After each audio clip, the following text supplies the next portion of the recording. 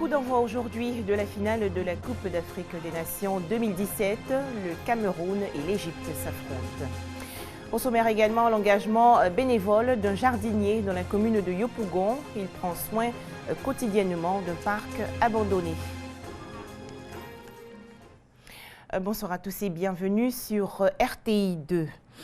Tout d'abord, qui du Cameroun ou de l'Égypte sera sacré champion d'Afrique 2017?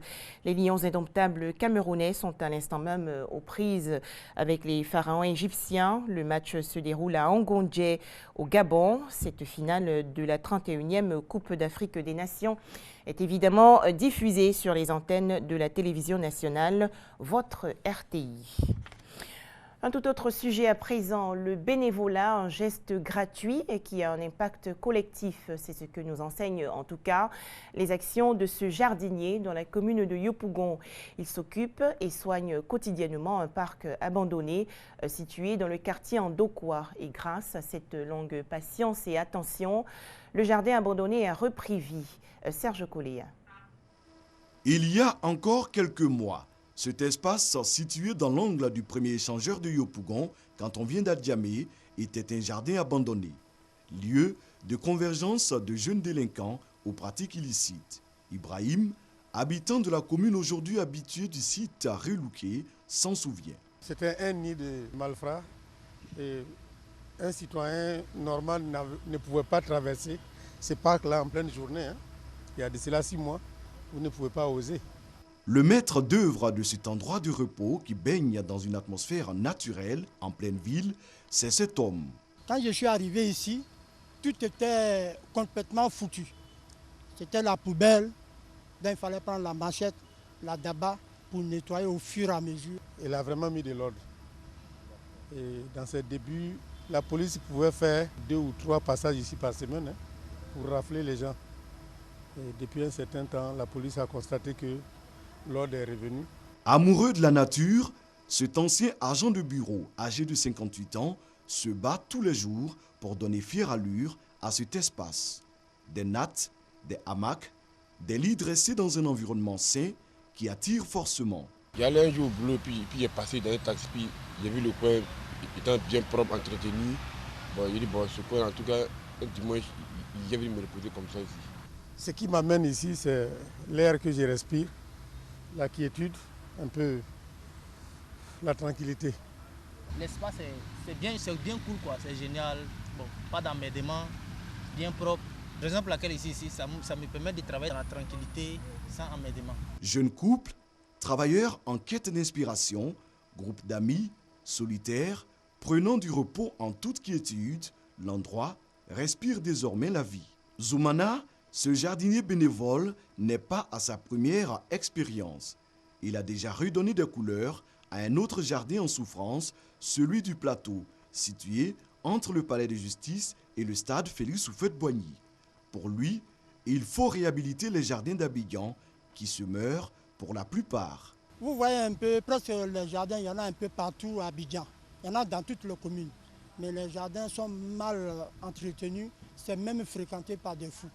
Je peux même dire que chaque jardin a un fou à Abidjan ici. Sans grands moyens, sans soutien, rien qu'avec un esprit imaginatif, l'homme contribue à agrémenter les moments de relaxation des visiteurs. Au jardin public du premier échangeur de Yopougon Ndokwa, avec 500 francs CFA, le visiteur a droit à un lit, ou encore 200 francs CFA pour se prélasser dans un hamac toute la journée.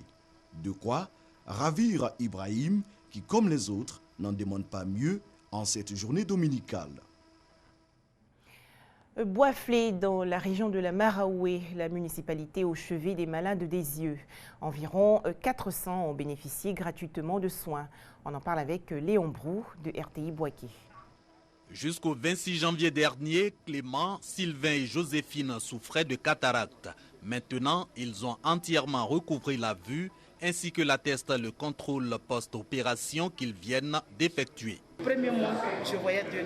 À fur et à mesure, quand je les appelais, ils me disaient à fur et à mesure, ça va aller. Effectivement, c'est parti.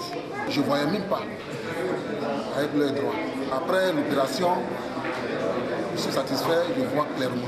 Cette guérison, grâce au partenariat entre des ophtalmologistes américains de l'église baptiste missionnaire d'Isipola et la mairie de Boisflé. La vue, c'est la vie. Voir clairement, voir mieux nous permet donc d'entreprendre. Voir pour entreprendre, voilà qui explique l'adhésion au dépistage des maladies des yeux de plus de 400 candidats. Quand je regarde le tableau, j'ai du mal à voir le tableau. Mes yeux, mes lampes, mes yeux aussi me font très mal. Sont dépistés 3 pathologies, cataracte, glaucome et ptérygium. À terme, les cas les moins graves vont bénéficier de lunettes et les autres d'interventions chirurgicales. Un processus de soins quasi gratuit. Seulement, le patient contribue à la location de la salle d'opération pour 40 000 francs CFA. Le traitement gratuit des maladies des yeux de la mairie de Boisflé et ses partenaires américains est à sa 4e édition. La 3e a permis de donner la vue à 129 personnes. Tous à Abidjan en juillet 2017. C'est le slogan des 8e Jeux de la francophonie qui vont se tenir en Côte d'Ivoire du 21 au 30 juillet prochain. Ce slogan, présenté récemment lors du 36e congrès du réseau mondial des élus francophones, a été approuvé par l'Association internationale des maires francophones. Les explications de Issaïo.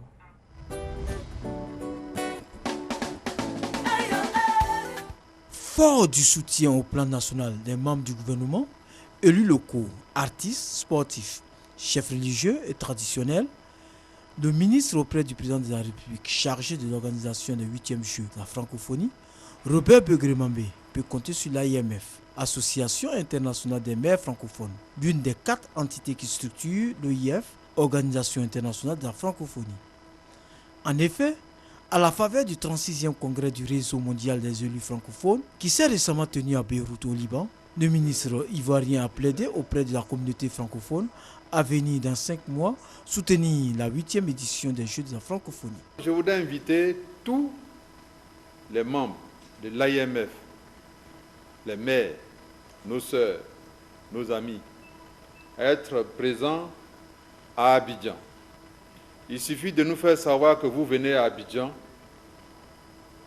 Nous, on se charge du reste.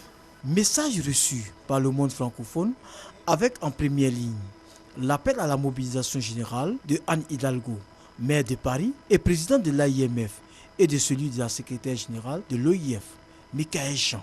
À tous les États et gouvernements, je dis préparez-vous, le rendez-vous est beau, il sera grand, il sera magnifique à Abidjan en Côte d'Ivoire, il sera unique en son genre parce qu'on sait à quel point les Ivoiriennes et les Ivoiriens savent recevoir. Et vraiment, j'invite toutes les délégations sportives et artistiques de tout l'espace francophone à mettre vraiment toute l'énergie nécessaire pour se dépasser. Tous comme un seul homme, à Abidjan pour les prochaines assises de la jeunesse francophone.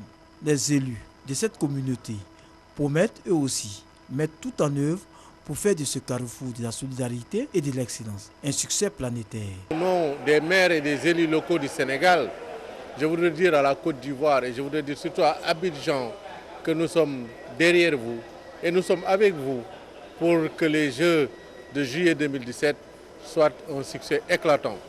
Je m'engage à sensibiliser mes collègues maires du Sénégal à se mobiliser. Le centre du monde en 2017 aux Jeux de la francophonie sera à Abidjan. Alors j'y serai, j'espère que vous y serez également. Alors tout le milieu francophone doit se serrer les coudes, démontrer une magnifique solidarité. Haut et fort, travaillons tous ensemble pour faire de ces Jeux un magnifique succès. Rappelons que le ministre Robert Begremambé est vice-président de l'AIMF. Au chapitre culture, une fête pour resserrer la cohésion sociale dans le village de Abrako, dans la région des Grands Ponts. Il s'agit de la 4e édition de la Dimanga Ekeso, des réjouissances marquées par des chants traditionnels. Franck Quadio. Le village d'Abrako, à 25 km de Dabou, littoral ivoirien, est en fête. C'est la Dimanga Ekeso, en langue locale, les natifs d'Adimanga savent s'amuser. Nous sommes à la 4e édition, procession à travers les rues du village, en fanfare ou avec les flambeaux pour éclairer le parcours. Puis le lendemain, course à des pirogues, concours de lancer de l'épervier, le meilleur pêcheur, mais aussi la meilleure cuisinière avec en attraction le popoli, la pâte de manioc. Sans oublier les jeux traditionnels, le montro-montro, jeu de la ronde, le wanchake, le lancer de chaussures, la dimanga et queso, une célébration festive qui à Abrako a tout son sens. Au lieu de venir tout le temps enterrer et se retrouver autour de verres pour boire pendant que le corps est couché, cette fois-ci non, il ne faut pas venir pour enterrer, mais il faut venir plutôt pour s'amuser, pour égayer le village. La particularité de cette édition 2017, l'hommage rendu à un village voisin situé de l'autre côté de la lagune, portant étrangement le nom d'Adumanga. Donner le nom à celui qu'on ne voit pas, c'est le Seigneur Dieu. Voilà pourquoi ils ont donné le nom au Seigneur pour dire Kodogodo Admanga. Bon, maintenant ce village d'Abrako, ils ont entendu ce nom. Ils ne savent pas ce qui signifie le nom Admanga. Donc ils sont allés voir les chefs du village pour leur demander la signification du village d'Admanga. Voilà, on les a expliqués. Donc ils ont dit que bon, dans ce cas, il faut qu'ils soient des frères entre eux.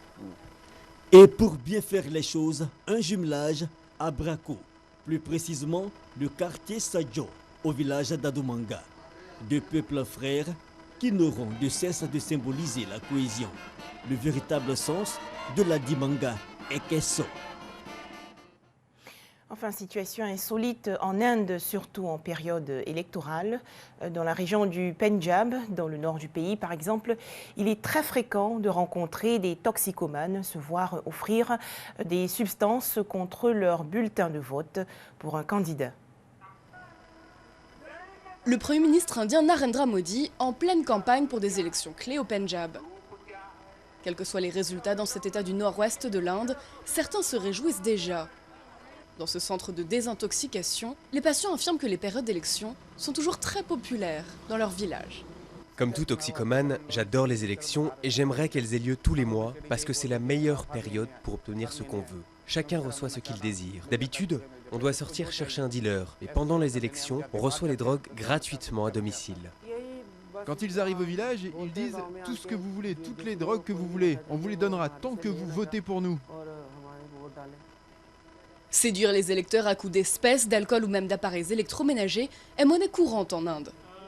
Mais au Pendjab, c'est la drogue qui est utilisée comme arme fatale dans un état qui compte des dizaines de milliers de toxicomanes. Situé à la frontière avec le Pakistan, il est la porte d'entrée de nombreuses substances dans le pays. Sur scène, les candidats des différents partis promettent des lois et sanctions alourdies pour éradiquer ce fléau. En coulisses, c'est une autre histoire. Quand ils organisent des grands meetings, ils rassemblent des groupes de personnes pour y aller. De l'héroïne est offerte à un groupe, de l'alcool à un autre, des pilules au troisième et de l'opium au dernier.